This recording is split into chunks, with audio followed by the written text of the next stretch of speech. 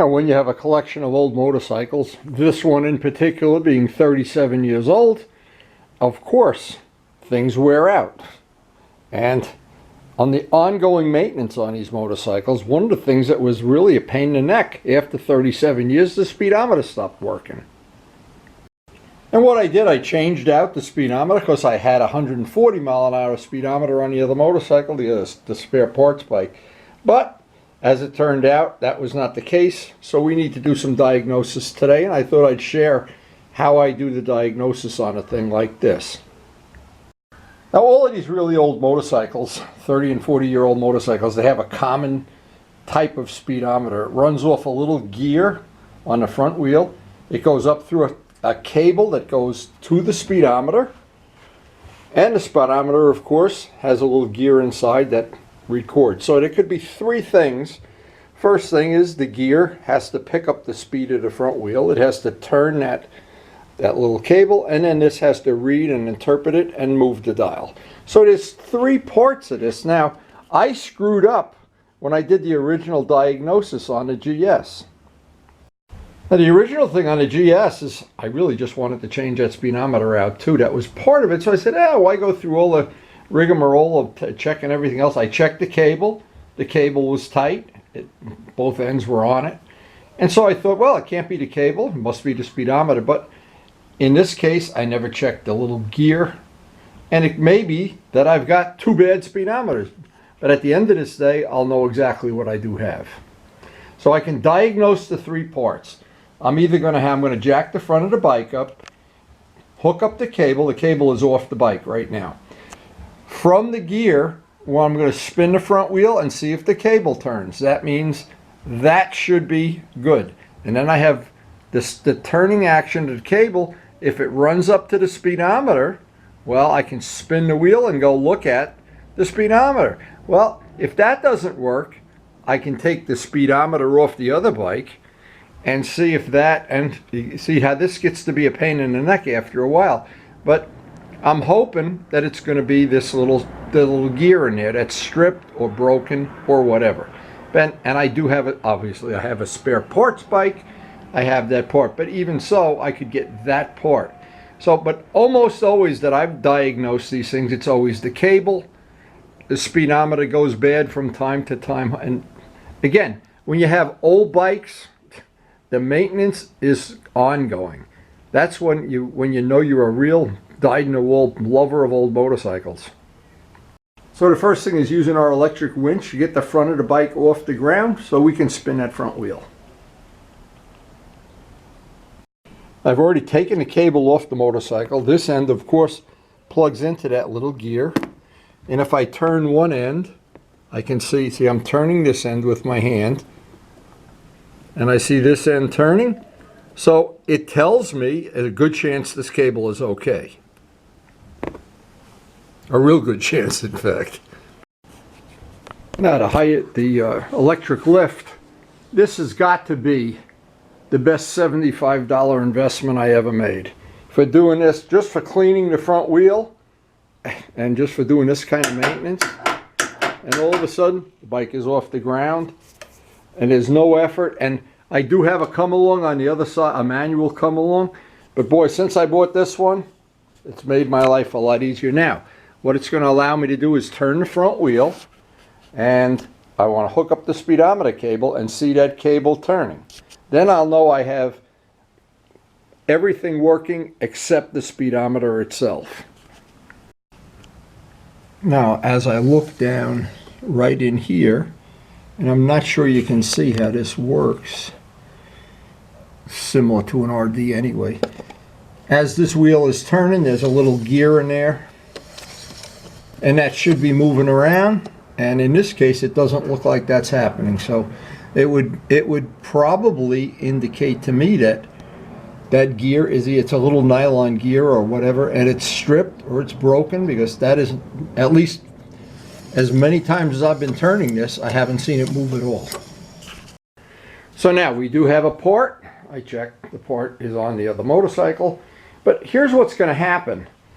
The discs on this bike are EBC discs, and they've got a lot of miles on them. The buttons are already getting loose and they have a little warpage to them. Usually you can feel the front. That's the indication that these are getting ready to go, or they're gone already. The EBCs do work way better than the Suzuki ones, but I have a spare set of Suzuki ones. So what I decided to do, and this is a great philosophy when you have old motorcycles like this. If I'm going to take the front wheel off the bike, and again, not a big job, but it's a big enough job because I have to do it to 2 motorcycles. I have to take this one apart, pull that part off, take this one apart, switch them, of course, and again, so this is going to be a whole day of maintenance. What I always prefer to do is when I'm going to do a day of maintenance, look around and see what else I can do that's in the same area. Well, so I don't have to do this twice. So here's what I thought would be a good plan, and I'd pass this kind of information on. It may be something you could use too.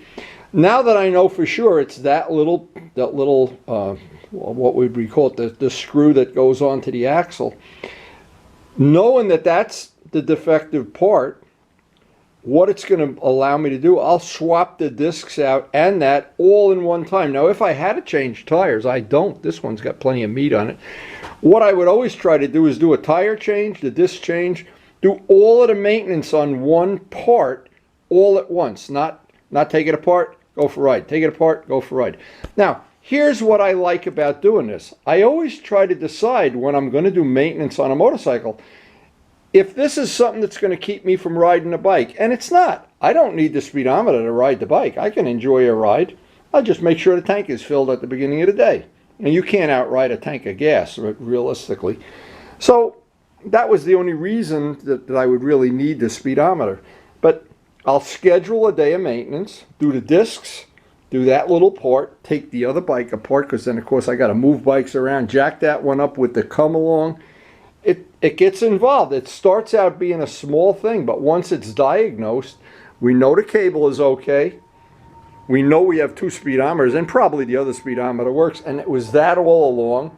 So if you see that I have screwed up and that I have really learned a little valuable lesson here, this might be something you can use to your advantage on your maintenance program. So again, I try to divide maintenance up into 2 things. Things that keep me from riding a motorcycle. Well, there's certain things that if I need to do maintenance, as an example, if I get the 3,000 miles on the oil, I don't take another ride. I don't want to outride the oil, even though you probably could, but I like to stick with that religiously. Stick with the oil changes and filters and whatever. If there's something on the bike, if the hose is leaking, it's maintenance I have to do before I ride the bike. What's good about this? I could ride the bike, take the speedometer off and throw it in the garbage. But if you divide up things that you have to do before you ride the bike or things that are optional, and in this case it's optional, so it's going to let me schedule a day of maintenance, and what I do, I just ride one of the other bikes in the meantime. And that's the beauty of having a small motorcycle collection. And when one bike is laid up for maintenance, or one is overdue for an oil change, or one needs tires, now we got a bike here as an example, this bike really should get the tire before the next ride. Well, maybe I'll do a maintenance day. I'll just pick a day that it looks like it's going to rain and do all the maintenance on one day. And then what I do when I have that maintenance day, I tend to take each bike and make sure the chain is adjusted, and make sure, in this case, the 2-stroke oil is topped off. Make sure all the little things that I normally would let go until a maintenance day, try to do them all in one day. Get dirty, get the garage all set up, get the lift, check the air pressure. I check the air in the tires every time I ride the bike, but there are a whole lot, old bikes, there's a lot of maintenance, and that's one of the charms of them is when you do the maintenance, you get intimately connected to the motorcycles in a way that when you have a new motorcycle and it's just in the garage, you turn the key and go for a ride, you don't have that intimate connection.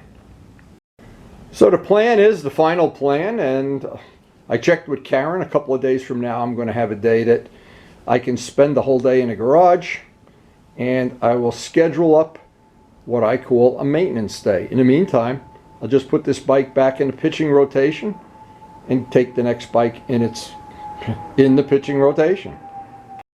So it's a small lesson to learn, and because I had to learn this the hard way, maybe you can pick up some good information on always the test is when you're doing a diagnosis, the cheapest, easiest to get at part, if there's 3 parts, in this case the gear, the cable, and the speedometer, do the easiest one first, or the cheapest one. Then the second, and the hardest one, of course, is you have to pull all the instruments off of the parts bike to get that all done. But anyway, now just one final thing about the EBC discs that I have found. And they have over 30,000 miles on them, so I'm really not unhappy with them. But this one is still nice and tight, but this one, the buttons, and it's not the disc itself, the buttons have gotten seriously loose on this one. I mean, they're like a race bike. A race bike, this would move around quite a bit, and it's just something. Here you can hear it, how loose it is. It's due for maintenance. Maybe I'll get another set of EBC discs at some time in the future, but in the meantime, that's something to keep in mind. By the way, another good little tip on maintenance, and I do this anytime I'm working on a front wheel. I take a little brake parts cleaner and try to get the discs, get the goop and road grime, and especially in the winter, whatever goop is on there.